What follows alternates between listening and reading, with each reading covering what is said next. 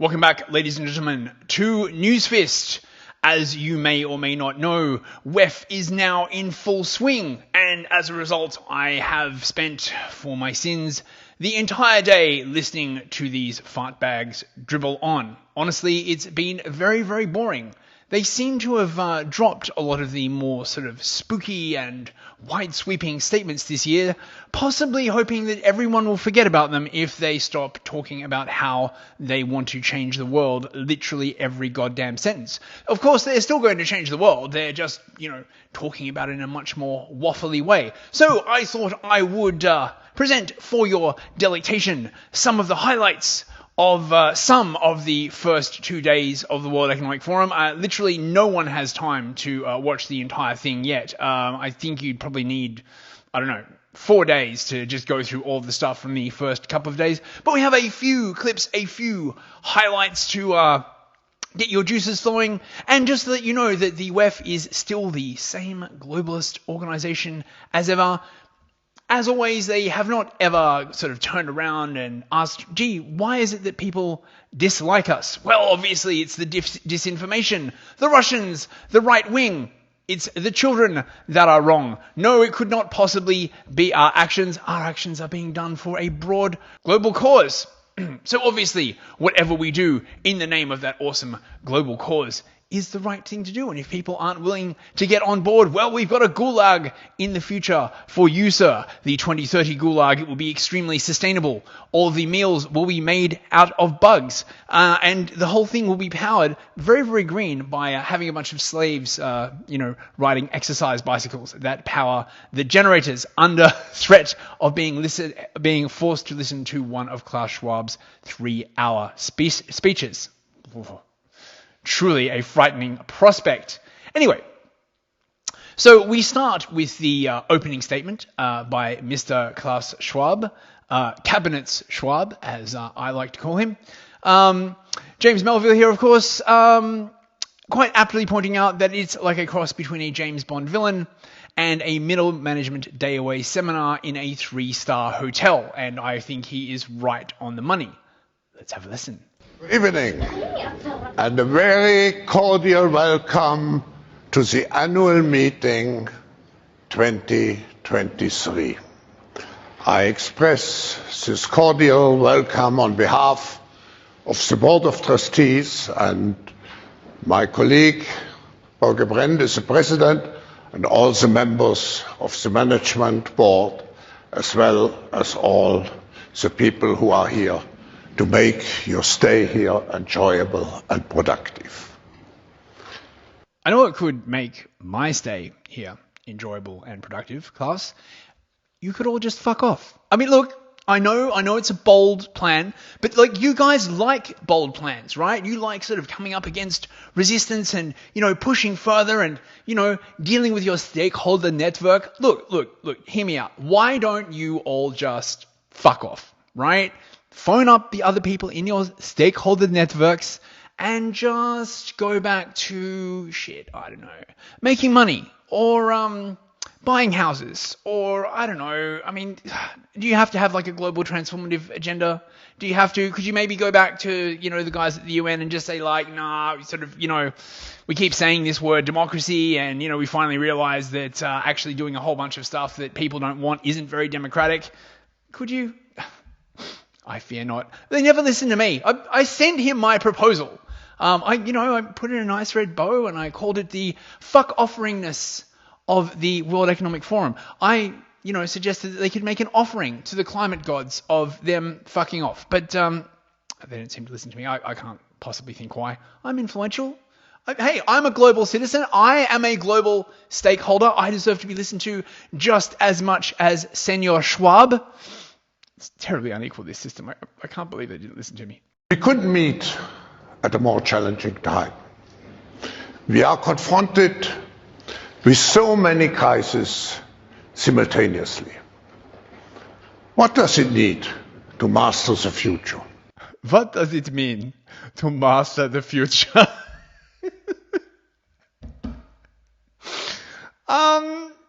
I don't don't know, mate. That sounds pretty fucking sinister to me. I mean, you know, right? Like, you know, obviously, you know, I'm a spreader of misinformation and, you know, right-wing chart, and, you know, I'm probably surprised I'm not in the gulag yet. But I mean, you know, mastering the future, it sounds extremely sinister. You're not doing this whole kind of thing where you're like, let's leave it up to the governments of certain countries to decide how they wish to go forward in the future via democratic process of their citizens. In fact, despite the amount of talk of democracy at the second day of the World Economic Forum, the actual process of democracy is not really mentioned. There are no mentions of referendums on net zero. There are no mentions of referendums on UN programs. It is just assumed that that is what they are going to do, which makes me highly suspect that in WEF speak, democracy basically means a process whereby the people we like get into power whilst convincing everyone who voted that it was their decision and not that of an unaccountable elite. But of course, what would I know? I mean, you know, I'm just like a filthy plebe spewing hatred on the internet. Probably. I mean, you know, I guess anyone who doesn't agree with them 100% is, you know, or you're probably allowed to disagree with them like 10%, as long as you know, agree with the general framing. You're just not allowed to make any substantial disagreement.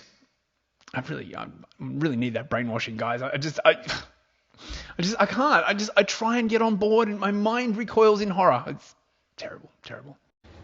To have a platform where all stakeholders of global society are engaged.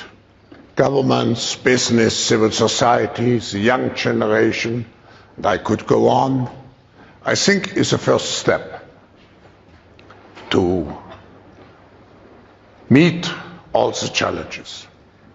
I could go on. Yes, Klaus, I'm sure you could. I'm sure that if we let you go on, you would continue to go on. And we do, in fact, have a number of panels with Klaus to look forward to. I believe he's got a face-to-face interview with Vladimir Zelensky, the ghost of Ukraine, the hero of the Slava Ukraini, you know, prepared to fight to the last of his countrymen in order to defeat the evil Putla. Putla, of course, the baddest man in the world. Not as bad as Hitler, but very, very, very close. The reason you can tell this, of course, is that Putla does not have the mustache. But if he did have the mustache, then he would be in the running to be the baddest ever person that ever was. Of course, there was much talk about the war in Ukraine. Not about actually stopping it, of course, but you know, how they have to defeat Russia. I'll probably do another video on that because, you know, it's a whole other bunch of stuff. But rather, they were more concerned this year with issues of mistrust. Yes, I hate to say it, bros, but it seems that trust is in short supply. People aren't trusting the WEF the way they used to. I can't possibly think why that is. Now, of course, in the minds of the WEF, the only possible reason why anyone would not trust them is because they have been got at by filthy right-wing misinformation. It's a tactic that I've noticed very clearly in these organizations. When they start talking about how people don't trust them, they never, ever, ever say, well, what did we do to engender this distrust? In their universe, everything they do is perfectly correct if people just understood the goodness of their motivations, and if there weren't all those pesky right-wing people pointing out flaws in their ideas, everything would go swimmingly. Now, of course, here we have Sanchez Castellon. Fear, mistrust, selfishness, xenophobia, and environmental disaster are all things that we must collectively fight. Yes, comrade, collectively. We need new rules and new leadership to help us overcome them. Do any of these rules benefit you, perhaps? I'm sure not. I'm sure they're completely impartial in the way they formulate and enforce these rules. Anyway, here is Senor Castellon. Our present struggle is not only against Putin or the energy shortage. It is also against fear, mistrust, selfishness, xenophobia, and environmental disaster. And its outcome will define life in the West and beyond for decades to come. That is why I think that we should do more. That is why I think we should do more. Look, is it possible you could do less? I mean, look, radical notion, I know, right? But like, look, I think you guys are very, very hardworking, and it's probably been a real struggle flying over there in your private jets and eating all the smoked salmon and hobnobbing with everyone. I think you guys deserve a rest. Maybe you should do less. Maybe the world will still be okay if we don't have a worldwide technocratic communist revolution. Have you guys considered that? Maybe it won't work out the way you plan. These things are often very tricky, and they generally don't work out the way that the planners plan them to work out. So, look, just do less. Kick back. Have a beer. Rule your own fucking country, perhaps, instead of trying to foist this crap on all the rest of us. I know. What do I know, though? That we should use this opportunity to remake and strengthen our international architecture, to redouble our commitment to our liberal and democratic values, and to craft new rules and new leadership that will allow us to effectively overcome the great challenges of our time, such as climate change and, as I said earlier, inequality. Yes, liberal democratic values, which, as I said before, do not involve actually asking the people whether they want any of these kinds of things. It's just a buzzword. And of course, climate change, they haven't been talking about COVID-19 quite as much this year. Presumably, they don't want people sort of questioning the botched response to that and the horrible fallout from the vaccines. In fact, they haven't really been mentioning it much at all. It's a rather curious sensation, when you're like watching one of these things. And there's a thing that Brian Stelter did. I'll probably be covering that tomorrow about disinformation. They're like, I can't believe it. We're trying to keep a town healthy and they refuse the vaccine. That's not very liberal or democratic of you. I guess the meaning of these words have fundamentally changed. Also on the theme of the declining trust in institutions, Schwab addressed this when asked a question about it, with the rather stunning admission that the global collaboration village technology will be able to be trusted because one of its partners is Interpol, a highly, highly trustworthy organization that is essentially the international police arm. I believe it's part of the UN. So, perfectly trustworthy, just by definition. Let's watch. Hello, a question to Mr. Schwab. I think the metaverse is a great tool to reinvent the way we work. But in general, my question is, in the moment we see quite a big decline in trust in political institutions and also in their representatives worldwide. The look on his face. I don't think he likes being asked about the lack of trust, bros. WEF bros, we got too cocky. Oh no, people are losing faith in the system. Yes, he looks a bit troubled. There are quite a few troubled faces at the WEF. It does seem like it's going a bit off the rails. There was even a conference where they were saying that they can't even use the term ESG anymore because of those horrible right-wingers that have made it into a buzzword. It's the new critical race theory.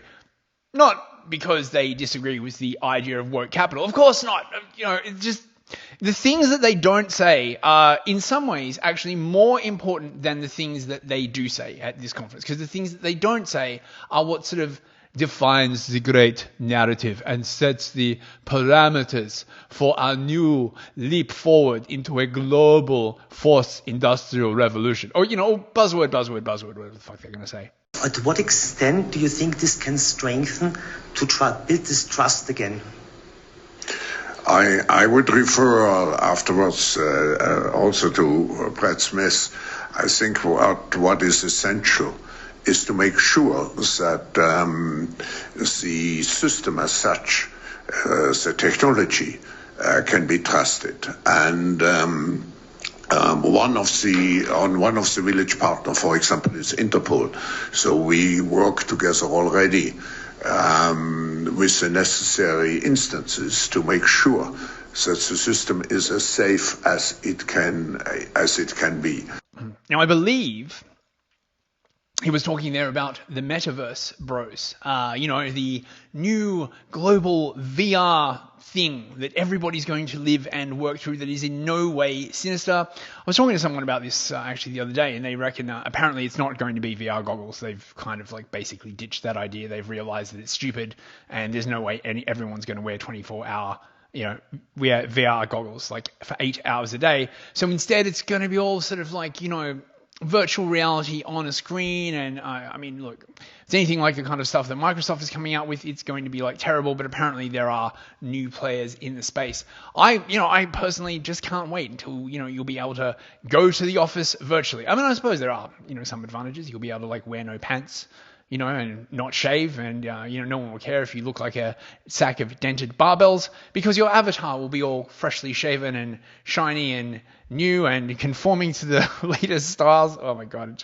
it seems like hideous. And of course, as always, there were references to the 15-minute cities that everybody loves, as we are seeing in Oxford at the moment, where the people keep destroying the barriers that they put up for absolutely no reason whatsoever. Don't worry though, the council is absolutely going to replace them and absolutely not listen to those horrible majority of the people that say they don't want them. I mean, look, the people don't know what they want, right?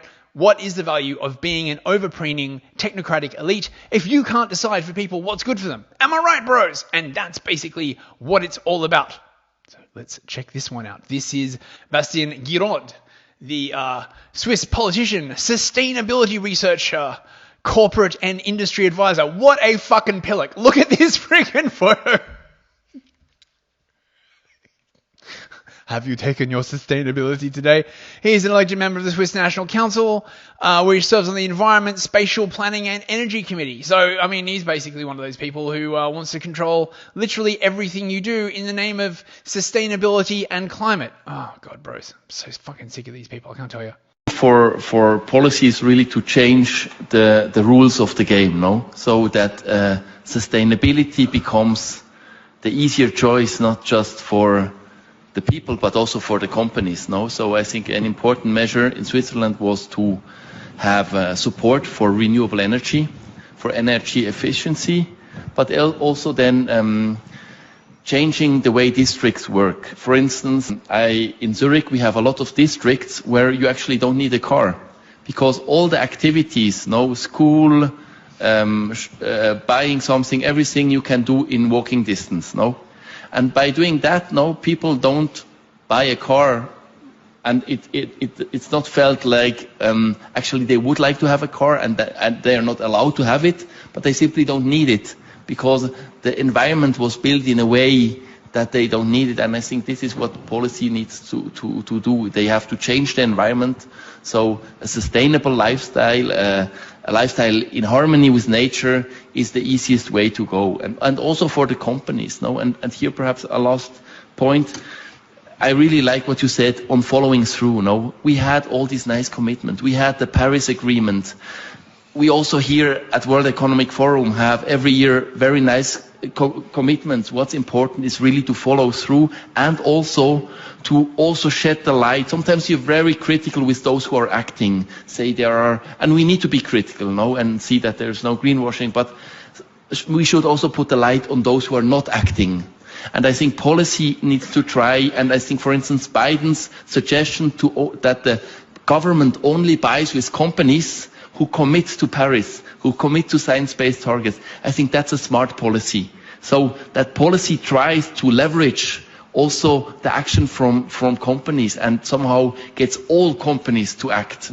I think this is a smart way to do politics. In the end, policy needs also to be smart, because again, we need to have the buy-in from all the population, else we're not re-elected and change is not happening. So it needs to be smart policy, which is at the same time also transformative. Yes. They're worried about backsliding. They're worried that some people are just saying they're doing the thing and not doing the thing. They're not committing, bros. They're not moving fast enough. We need bold movements. 2030 is just around the corner. Oh my God, what if it fails? What if they don't get their green utopia? Now, I want to point out, this whole thing is very, very disingenuous. They're basically saying they're going to force you to do the thing, right? But they're not going to like harshly force you to do the thing. Not because they don't have any ideological disagreement with harshly forcing you to do the thing, but that research in psychology has shown that is not the best way to get the outcome that they want. I'm certain if they, felt that using sort of military force or something like that would get them the outcome that they wanted, they would happily use it. But, they're all about the nudging and, we'll like exclude companies that won't work with the agreements. There's a whole bunch of stuff on Al Gore's goes on quite a bit talking about how, we need to like defund like fossil fuel companies completely.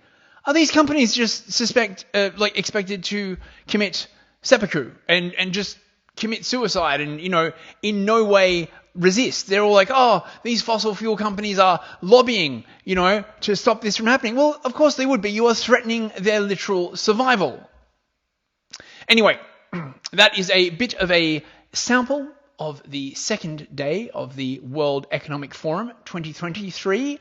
I will probably be doing a bunch of these videos because it is a rich vein of crap to mine for this kind of snarky content, and also because they won't let people like me in the WEF to ask them the kind of questions that I would, because I'd probably give them cooties or something, and so therefore I will respond in the only way that I can, by shitposting on the internet. If you made it to the end of the video, thank you very, very much, bros.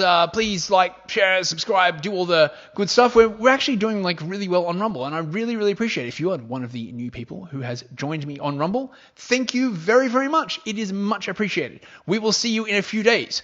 Good night.